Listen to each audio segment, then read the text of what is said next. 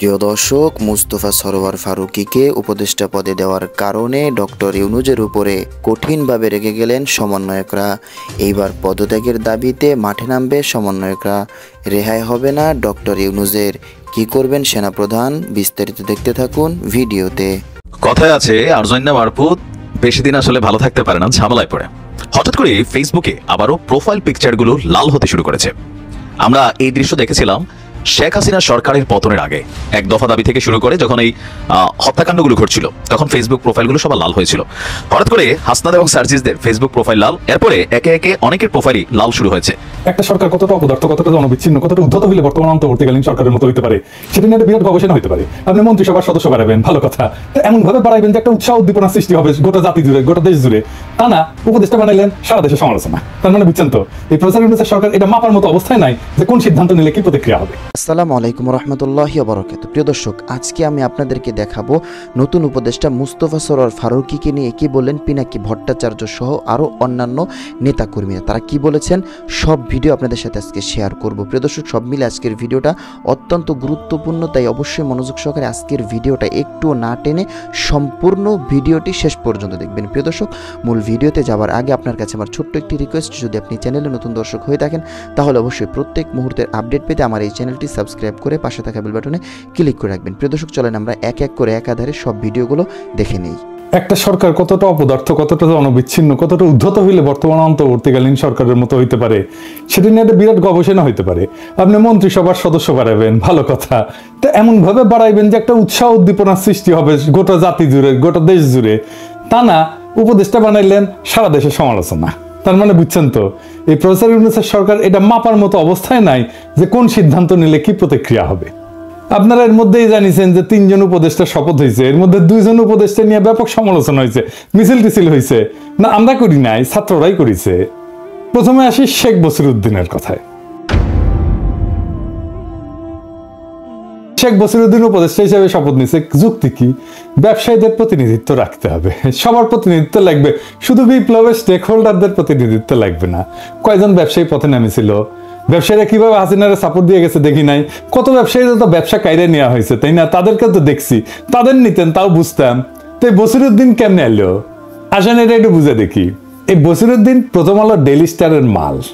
N কইবেন যে দাদা খালি আপনি প্রথম আলো ডেইলি স্টারের পিছে আঙুল দেন, কেমনে বসিরউদ্দিন প্রথম আলো ডেইলি স্টারের মাল হইল?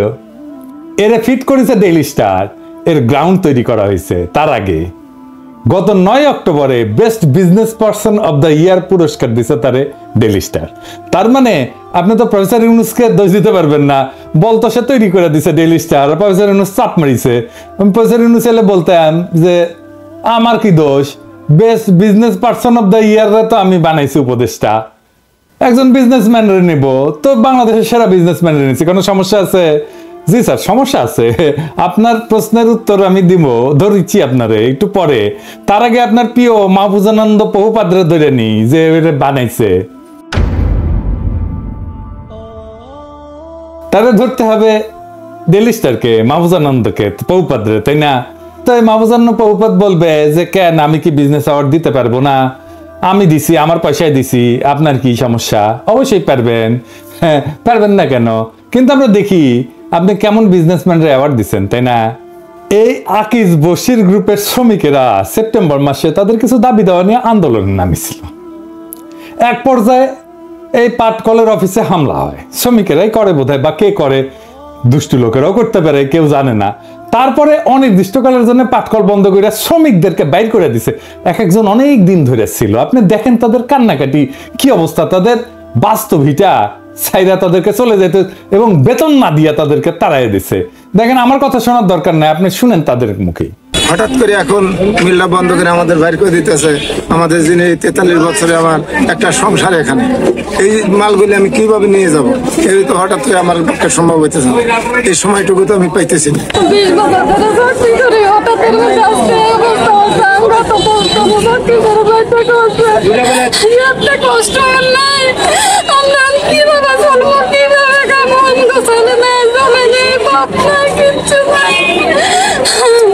আঙ্গ টাকা বানা দানা কিছু দেয় নাই, বা কবে মিল খুলবো এমন কোনো নির্দিষ্ট টাইমও দেয় নাই।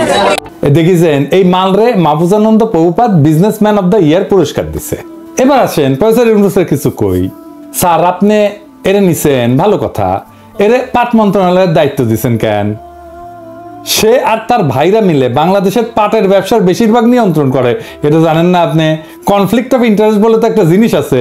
আপনারে আমারে এই জিনিস যদি ধরাই দিতে হবে, এটা তো আমি কোনোদিন ভাবি নাই। এটা তো কেলেঙ্কারি হবে আপনারে নিয়া। এইসব নিয়ে আন্তর্জাতিক মিডিয়াতে লেখালেখি হবে, আমরা না লিখলেও আওয়ামী লীগ লিখবে। আপনার আশেপাশে কি গর্দভ বৈশা থাকে? অবশ্য আমি জানি গর্দভদের জন্য আপনার অনেক মায়া, তাই আপনার আশেপাশে প্রচুর গর্দভ সবসময় থাকে। আপনি নিয়ে রাখেন গর্দভদের আশেপাশে। যাই হোক, আপনার নিজের ক্রেডিবিলিটি কিন্তু নষ্ট হইতেছে, এটা বোঝানোর জন্য বললাম আর কি। আপনার দেখার টাইম হয় না, এটা বুঝি, কিন্তু আপনার তো ক্যাবিনেটে আলাপ করতে পারতেন। আপনি তো ক্যাবিনেটে আলাপ করেন না, এটা আপনারাও তাদের তো সহকর্মী হবে আপনার ক্যাবিনেট মেম্বারদের, তাই না? তো ভুলের সুযোগ কমে, সবাই শুনতো, কেউ না কেউ এই পয়েন্টটা ধরাই দিত। এবার আসেন ফারুকীর প্রসঙ্গে। ফারুকী দাবি করেছে সে নাকি ফেঁচি বিরোধীর লড়াইয়ে ছিল। হ্যাঁ শুনেন, ফ্যাসিস্টের বিরুদ্ধে তো ঝুঁকি নিয়ে আমরা 2018-তেও চেষ্টা করেছিলাম, বোঝার চেষ্টা করছি সিপাহী জনতা। আসলে এটা তো বলা যায় না ভাই, আমি তো ফ্র্যাঙ্ক মানুষ। আমরা বোঝার চেষ্টা করেছিলাম যে সরকার পতন হবে কিনা, আন্দোলন করছিলাম, কিন্তু পোস্টগুলো সবাই দেখবেন খেয়াল করে। হ্যাঁ, আমি না, সবাই করছে বাংলাদেশের মানুষ। এবার তো আমরা সবাই অল আউটে গেছি, এর আগে অল আউটে যাইনি, কারণ আমরা পারিপার্শ্বিক বাস্তবতা বোঝার চেষ্টা করছিলাম যে এই আন্দোলনটাকে আমরা কতদূর নিতে পারবো। হ্যাঁ দাঁড়ান, হ্যাঁ দাঁড়ান, ফারুকী হাইসানি। হ্যাঁ মানে আপনি বুঝার চেষ্টা করেছেন পতন হবে কিনা। হ্যাঁ ভাবটা এমন আসি না, আপনি হটাইছেন, তাই না? 4 মাস আগে কোটা সংস্কার আন্দোলনের সময় একটা নিরীহ স্ট্যাটাস দিয়ে আসলে ডরে দিচ্ছেন মুছে। হ্যাঁ দেখেন, সেটা নিউজ হয়েছিল বলে। এই কলেজের জন্য ফেঁচি বিরোধী লড়াই করেছেন ফারুকী। হ্যাঁ, শিল্পীরা মাঠে নামিছিল বৃষ্টির ভিজা, আপনি ছিলেন না। দেখেন কারা কারা ছিল: মামুনুর রশিদ, মোশাররফ করিম, আজমেরি হক বাঁধন, সাবিলা নূর, আশফাক নিপুন, নুরুল আলম আতিক, অমিতাভ রেজা, পিপলুয়ার খান, শিবু কুমার শীল, রেদওয়ান রনি, জাকিয়া বাড়ি মমো, সিয়াম আহমেদ, সোহেল মন্ডল সহ আরো অনেক তারকা। আপনি কুটি, আপনার তো নাই এটি, আপনাদের উঠে যাওয়ার সাহস করবে পারেননি। এখন কবেন জ্বর ছিল, অমুক ছিল, তমুক ছিল, শরীর খারাপ ছিল, ওই উঠে গেছিলাম, এই সমস্ত করবেন। যাই কন, বৃষ্টির ভিজে ভিজে আপনার কলিগরা এই কাজ করেছে, আপনি তো করেন নাই। মামুনুর রশিদও ছিল পাক্কা আওয়ামী লীগের মাল, তাও তো ছিল একদিনের জন্য হলে তো মাঠে নামিয়েছিলেন উনি, তাই না? ডিম খেয়েছেন কয়েকদিন আগে উনি, সেই 2013-15 সালের স্ট্যাটাস দেখতে পার করছেন। তবে এটা ছাপাই দিছে সে, দেখি এনে ছাপাই দিছে কি শুনি, তার লেখা থেকেই দেখি লিখিচ্ছে, ফ্যাসিবাদের কালে যেহেতু দেশেই থাকতে হইছে, ফলে আমাদের বেঁচে থাকা ছিল বড় কৌতুকময়। সৌভাগ্য হোক দুর্ভাগ্য হোক, রাডারের নিচে থাকার কারণে নানা কায়দা কানুন করে বেঁচে থাকতে হইতো। সরকারের সমালোচনা করে একটা পোস্ট দিলে 3টা পোস্ট দিতে হইতো প্রশংসা করে। আবার সমালোচনারও কিছু প্যাটার্ন আছে, প্রধানমন্ত্রীকে বাইরে রেখে অন্যদের সমালোচনা করতে হইতো। তারপর ধরেন আপনার সিনেমা আটকে যাবে, যেটা আটকানোই অন্যায়, সেই সিনেমা ছাড়ানোর জন্য তদবির করবেন এবং ছাড়ানোর পরে ধন্যবাদ দিবেন। নানাবিধ কৌতুকময় ছিল এই জীবন। ভালো অনেস্ট কনফেশন, এটা আমি পছন্দ করি। তো আপনি তো এই কাম করেছেন, তাই না? তা এই কাম করেছেন, বিপ্লবী শাস্তে যান কেন? বিপ্লবীদের ইনকা করে লিখতে হয় না, বিপ্লবীদের মাথা দিয়া পাহাড় সরাই দেয়। তারপরে লিখেছেন ওরাও জানে, মানে আওয়ামী লীগ সম্পর্কে করছে, ওরাও জানে ওদের লুটপাট, টেন্ডার বাণিজ্য, চুরি চামারি, ব্যবসা কোনো কিছুর সাথে আমাদের কোনো সম্পর্ক নাই। আপনার কোনো চুরি চামারির সাথে সম্পর্ক নাই, কিন্তু ববিরা প্রশংসা করতে হয় কেন? কেন বলতে হয়? ইস্যু অনেকগুলা, ববিরা প্রশংসা করে আরো পোস্ট দিচ্ছেন, কিন্তু আমি দেখাইলাম না কেন, কারণ কি? ববিরা তালাইতে হইতো কেন? আপনার ববির কাছে যাইতে হইতো কেন? সম্পর্ক নাই বললেই হলো। মাইনে নিলাম যে আপনি ডরে একটা সমালোচনা করে লিখলে 3টা প্রশংসা করে লিখতে হইতো, তাহলে 32 নম্বর নিয়ে কাইন্দা বুক ভেসালেন কেন? কেন রে ঠিকঠাক করে দেওয়ার পক্ষে ওকালতি করলেন? উত্তর আছে ফারুকী। যাই হোক, এবার আসেন ফারুকীরা কেন উপদেষ্টা বানানো হইলো সেটা একটু দেখি। সংস্কৃতি মন্ত্রণালয় তো প্রায়োরিটি মন্ত্রণালয় না, তাই না? মানে ওটা না থাকলেই বাকি কিছু যায় আসে না, তাই না? তাও সেখানে পূর্ণ উপদেষ্টা দেওয়ার প্রয়োজন কেন পড়লো? আপনারা আগেই দেখেছেন যে এই যে বসিরউদ্দিন ডেইলি স্টার গ্রুপের তৈরি করা মাল, ফারুকিও তাই। ফারুকি প্রথম আলো কোটায় এসেছে, বাঙ্গু এলিটদের যে রসুন গুলো আছে না, এটার গোয়া কলে একটাই, বুঝাও। এইটা আমার ক্ষুদ্র ভাতারা বের করছে আসিফ নজরুলের স্ট্যাটাস থেকে। প্রথম আলো মোস্তফা সরোয়ার ফারুকি একই সাথে আসিফ নজরুলের প্রিয়, নাটক কম করো প্রিয়। প্রথম আলো ডেইলি স্টার ইলিয়াস আর আমার দ্বিমুখী আক্রমণে প্রায় পর্যদস্ত হইয়া গেল। তখন খোদ প্রফেসর ইউনুসের পেশ সচিবকে নামাইলো। আমি কলে এটা বলছিলাম যে খোদ প্রফেসর ইউনুস প্রথম আলোরে বাঁচাইতে নামে আসবে। সে প্রেস সচিব যারে আমি গণশত্রু কইছি, সে তার চাকরি বিধি ভঙ্গ কইরা প্রথম আলোর নির্লজ্জ দালালি করলো। পাবলিকের ক্রিটিসিজমে বিপর্যস্ত হইয়া প্রথম আলো ডেইলি স্টার ঠিক করলো তারা দিলেন 2 লোকরে ঢুকাইবে উপদেষ্টা পরিষদে। কেন? শুধু প্রথম আলো ডেইলি স্টারে বাঁচাবার লাগা না, আরো বড় উদ্দেশ্য আছে। বাংলাদেশে যে কালচারাল ইন্ডাস্ট্রি আছে না, এই যে নাটক, সিনেমা ইত্যাদি ইত্যাদি সবকিছু মিলা, গান বাজনা এগুলো মিলা যে কালচারাল ইন্ডাস্ট্রি, সে কালচারাল ইন্ডাস্ট্রি গড়ে উঠছে ইন্ডিয়ান আর আওয়ামী পারপাস সার্ভ করার জন্য। সেটা পুরা ধ্বংস হয়ে গেছে, এমন ভাবে ধ্বংস হয়ে গেছে যে দাঁড়াইতে পারতেছে না। ইভেন এই নটনটিরা নাটক টাটক করতে পারতেছে না, অভিনয় করতে পারতেছে না, দাঁড়াইলে ডিম খায়, নাটক শেষ করতে পারে না, মাঝে বন্ধ করে দিতে হয়। শিল্পীরা অভিনয় করতে পারতেছে না, তো মারা পড়বে তো এরা খাইতে না পেয়া। তার সাথে ইন্ডিয়া তার গুরুত্বপূর্ণ একটা স্ট্র্যাটেজিক অ্যাসেট হারাবে। তাই ফারুকিকে সেট করা হয়েছে এই ইন্ডিয়ান স্ট্র্যাটেজিক অ্যাসেট যেন রক্ষা পায়। দেখেন ফারুকির নিয়োগে গর্ত থেকে গলা তুলছে চঞ্চল চৌধুরী, দেখেছেন? অভিনন্দন জানাইতেছে, মুন্নি শাহ অভিনন্দন জানাইতেছে। তার মানে কার লাভ হয়েছে? কে উৎসাহিত হয়েছে? বুঝছেন তো? এ এখন ইন্ডিয়ান এই অ্যাসেটটারে রক্ষা করবে। এই ফারুকি যাবে এখন প্রথম আলোতে, দেখবেন। আমি কয়ে দিলাম, লিখে রাখতে পারেন, প্রথম আলো বর্ষপূর্তিতে যাবে, লিখে রাখতে পারেন ফারুকি যাবে, ছবি টবি তুলবে, ফটো সেশন করবে, এটা আবার ছাপবে প্রথম আলো। মেরিল প্রথম আলো পুরস্কারে যাবে, বিশাল বিশাল ফিচার ছাপা হবে ফারুকির নিয়ে। গর্ত থেকে বাইর হবে সব ফ্যাসিবাদের দালাল নটনটিরা নতুন কইরা। ওই যে আরেক জামিলকে দিছে না শিল্পকলায়, তো কিছু দাগাইতে পারে নাই, তাই নতুন মাল আনিছে প্রথম আলো আর আসিফ নজরুল। আর ফারুকের মিশন হইতেছে ভাঙ্গা যাওয়া ইন্ডিয়ান কালচারাল ইন্ডাস্ট্রিকে দাঁড় করানো। এরপরের পিছে চেপে শর্ট করে ঢুকে যাবে আপা।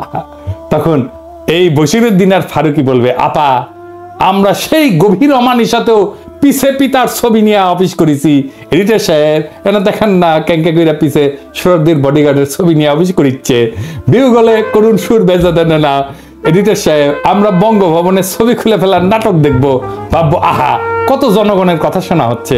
এই ফাঁকে ফারুকি 32 নম্বরের সংস্কার সেরা ফেলবে, দেখবেন 32 নম্বরের কাজ করিচ্ছে, পরিষ্কার হচ্ছে, সবকিছু নতুন করে পরিষ্কার হচ্ছে, লোকজন বসিচ্ছে ওর মধ্যে, দেখবেন। কেন 32 নম্বরের যে ট্রাস্ট ছিল, যে ট্রাস্টের খরচায় চলতো, যে ট্রাস্টের আয় দিয়া চলতো, সেই ট্রাস্টের হিসাবপত্র এইটা কেন অডিট করা হইতেছে না? কে কে দিছে ওইখানে টাকা?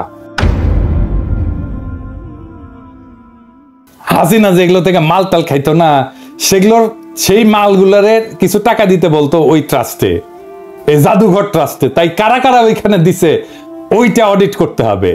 তারপরে একদিন কোন এক প্রভাতে বাকশালীদের নতুন পিতা ট্রাম্পুর কাঁধেন চেপে চট করে হাসিনা ঢুকে গেলে ফারুকি ইভাঙ্কার সামনে গিয়া বলবে, আপা তোমার আব্বুরে আমি একটু আব্বু ডাকি। হিন্দুত্ববাদী ইন্ডিয়ান লেসপেন্সার ফারুকি চোখের পলক হইয়া যাবে ওয়েস্টার্ন লেসপেন্সার। এইভাবে ইন্ডিয়ার ওয়েস্টের যৌথ প্রযোজনায় বাঙ্গুল্যান্ডের ইসলাম কোম্পানির মিশন চলতে থাকবে। আবার ফারুকির বাচ্চা কাচ্চাদের টাইম গড়াবে, ফারুকির বাচ্চা কাচ্চারাও বিপদে পইরা কান দিবে, আর আমাদের দরিদ্র জনগোষ্ঠীর পোলা মাইয়ারা আবার রক্ত দিয়া মুক্ত করবে দেশ। রক্ত দেওয়ার হিম্মত না হইলেও আবার দেশের মাথায় গিয়া বসবে বাঙ্গু এলিটেরা। এই চক্কর থেকে আমাদের মুক্তি নাই যদি না বাঙ্গু এলিটদের এই রাজপ্রাসাদ গুলারে জ্বালায় দিতে না পারেন। আপনাদের পোলা মাইয়াদের শিখাইবেন প্রথম রাতেই আনন্দ উৎসবে নামেইটা ক্ষমতার দখল নিতে হবে। শুধু গণভবন না, বঙ্গভবনেরও দখল নিতে হবে। ক্ষমতা বসাইবেন দরিদ্র মানুষরে, নিজেরা বসবেন ক্ষমতায়। যতদিন গরিব মানুষের সরকার প্রতিষ্ঠা না হবে ততদিন আমাদের মুক্তি নাই।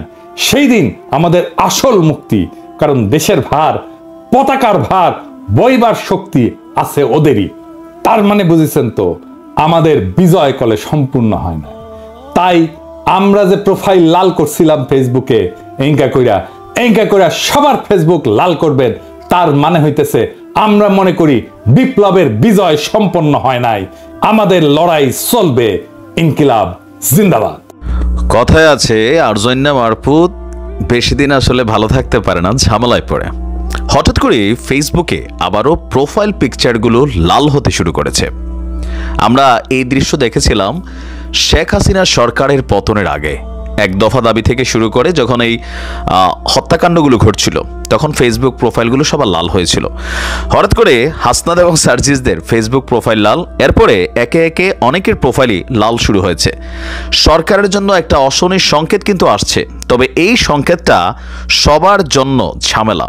কেন ঝামেলা আমি আবারও বলি, এটার মেইন ঝামেলার কারণ হচ্ছে এই মুহূর্তে যেই দাবি দাওয়াগুলা তারা তুলছে, বিশেষ করে উপদেষ্টাকে নিয়োগকে কেন্দ্র করে মুস্তফা সরোয়ার ফারুকী, পাশাপাশি আমাদের আরেকজন উপদেষ্টা যিনি আকিজ গ্রুপের একজন কর্ণধার আছেন, তার নিয়োগকে কেন্দ্র করে আপনার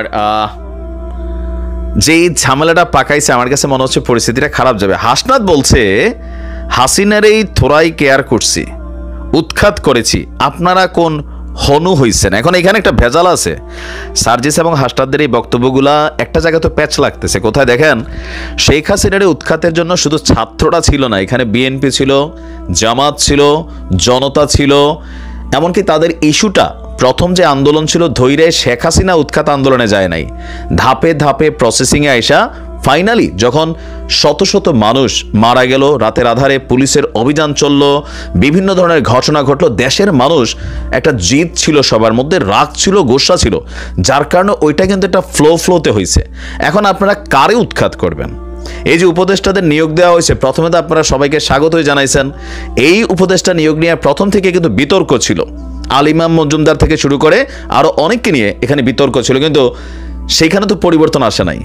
বরঞ্চ রাষ্ট্রপতি ইস্যু থেকে সবকিছুতে সরকার ইন্টারনালি যে সরকার আছেন তারা কিন্তু একটা ভূমিকা নিচ্ছেন। সোশ্যাল মিডিয়া প্ল্যাটফর্ম অন্যান্য জায়গায় ভূমিকাটা আলাদা হলেও এই জায়গাটাতে কিন্তু পরিবর্তন হয় নাই। এখন সার্জিসরা, হাসনাতরা কাকে উৎখাত করবেন? এই সরকারকে উৎখাত করবেন? উপদেষ্টা পরিষদের বরখাস্তের হিসাবে বা কাউকে বাদ দেওয়ার হিসাবে এখন যদি কোনো দাবি দেওয়া আসে, সেটা কি সরকার মেনে নেবে? আর যদি মেনে নেয়, এটা তো একটা পুতুল খেলা টাইপ সরকারের অবস্থান হয়ে গেল, যে ছাত্ররা আজকে এটা বলবে, কালকে সেটা বলবে। তো সরকারে যারা আছেন তাহলে তারা কারা? সার্জিসরা বলছেন যে সরকারের কে এই প্রেসক্রিপশন দিচ্ছে সেটা তো তোমাদের জানার কথা, আমরা তো জানি তোমরাই নিয়োগকর্তা, তাহলে প্রেসক্রিপশনের পিছনে কে?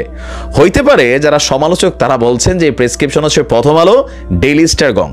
আবার তারা মনে করছেন, ছাত্ররা মনে করছেন যে শেখ হাসিনার যে শক্তি আছে বা যারা শেখ হাসিনার সরকারকে টিকিয়ে রেখেছিল, তেলবাজি করেছে বা আমলাতন্ত্রে যারা নানানভাবে বড় বড় ভূমিকা রেখেছে, তারাই আবার এই সরকারকে আপনার পেছন থেকে পরিচালনা করছেন।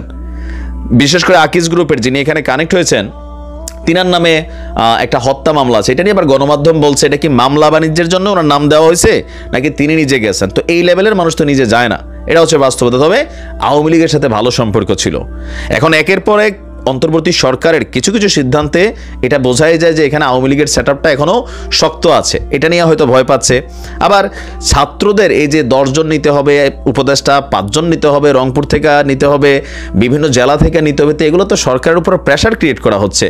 আর হাসনাতদের এই যে বক্তব্যটা যে হাসিনার উৎখাত করছে, তোমরা কোন হনু হইছেন, তো তুমি কারে উৎখাত করতে যাচ্ছ? তোমার এই উৎখাতের ডাকে এখন এখানে কারা আসবে? তবে হ্যাঁ, যেই ডাকের ভিতরে আওয়ামী লীগ প্যাস আছে সবাই একসাথে ঝাঁপাইয়া পড়বে, এটা আমি জানি, কিন্তু যেখানে আওয়ামী লীগ প্যাস নাই সেখানে হচ্ছে বিভাজন হয়ে যাচ্ছে। মানে সবকিছু মিলে আমার কাছে মনে হচ্ছে যে আবার নিজেরাই ক্ষমতা, পাশাপাশি পদবি, পাশাপাশি আমি একটা বক্তব্য দিলাম সেটা কেন মানছে না, সেটা কেন হচ্ছে না, এগুলা করলে তো সরকার কেমনে কাজ করবে? মানুষ এগুলাতে প্রতিদিন কিন্তু সাপোর্ট করবেন, একটা সময় বিরক্তি চলে আসবে। আমজনতা চিন্তা করে দাম কেমনে কমবে, রাস্তাঘাটে যানজট কিভাবে বন্ধ হবে, চুরি ডাকাতি, লুটপাট, খুন খারাপি যা হচ্ছে, মব জাস্টিস যাচ্ছে, এগুলা কিভাবে বন্ধ হবে? তোমরা ভালো খাচ্ছ পড়ছো, আমজনতা কিন্তু বিপদে আছে। তো এগুলা একসাথে বসে একটা সিদ্ধান্ত হওয়া উচিত। এই 3 দিন পরে পরে এই ডাক ওই ডাক, বৈষম্য এইটা সেইটা, ভাই এগুলো একটা ফাইনাল সলিউশন করো। বাংলাদেশে এই মুহূর্তে এই সলিউশন না হলে আর হবে না। আর বেশি বেশি বাড়াবাড়ি করলে দিন শেষে সমর্থন হারাবা। অলরেডি অনেক সমর্থন কমে গেছে, তারপর দেখা যাক কি হয়। তো প্রিয় দর্শক, আজকের ভিডিও পর্যন্তই ছিল। দেখা হচ্ছে পরবর্তী কোনো আপডেট ভিডিওতে। সে পর্যন্ত সুস্থ থাকবেন, ভালো থাকবেন, আমার জন্য দোয়া করবেন। আসসালামু আলাইকুম রহমতুল্লাহি ওয়া বারাকাতুহু।